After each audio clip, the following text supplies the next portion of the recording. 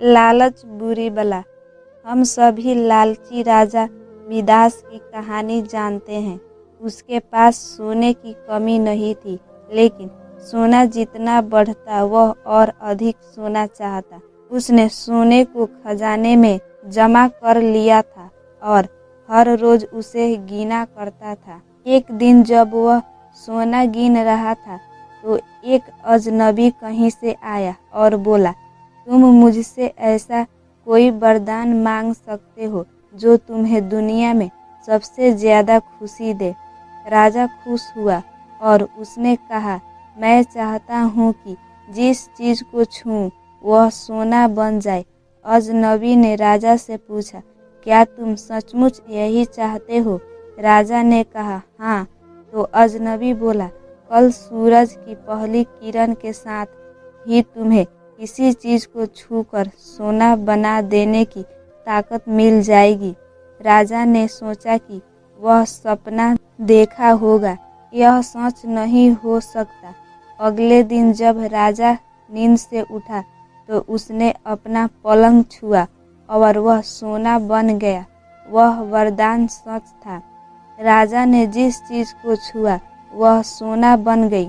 उन्होंने खिड़की के बाहर देखा और अपनी नन्ही बच्ची को खेलते पाया।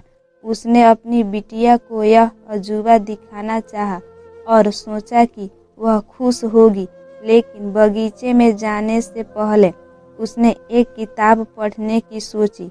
उसने जैसे ही उसे छुआ वह सोने की बन गई। वह किताब को पढ़ ना सका। फिर वह नाश्ता करने बैठा। जैसे ही उसने फलों और पानी के गिलास को छुआ वे भी सोने के बन गए। उसकी भूख बढ़ने लगी और वह खुद से बोला, मैं सोने को खा और पी नहीं सकता। ठीक उसी समय उसकी बेटी दौड़ती हुई वहां आई और उसने उसे बाहों में भर लिया। वह सोने की मूर्ति बन गई। अब राजा के चेहरे से खुशी गायब हो गई। राजा सर पकड़कर रोने लगा। वह वरदान देने वाली अजनबी फिर आया और उसने राजा से पूछा कि क्या वह हर चीज को सोना बना देने की अपनी ताकत से खुश है। राजा ने बताया कि वह दुनिया के सबसे दुखी इंसान है। राजा ने उसे सारी बात बताई। अजनबी ने पूछा, अब तुम क्या पसंद करोगे, अपना भोजन और प्यारी बिटिया या सोने के ढेर और बिटिया की सोने की मूर्ति? राजा ने गिड़गिड़ा कर माफी मांगी और कहा, मैं अपना सारा सोना छोड़ दूंगा। मेहरबानी करके मेरी बेटी मुझे लौटा दो, क्योंकि उसके बिना मेरी हर चीज मूल्यहीन हो गई है।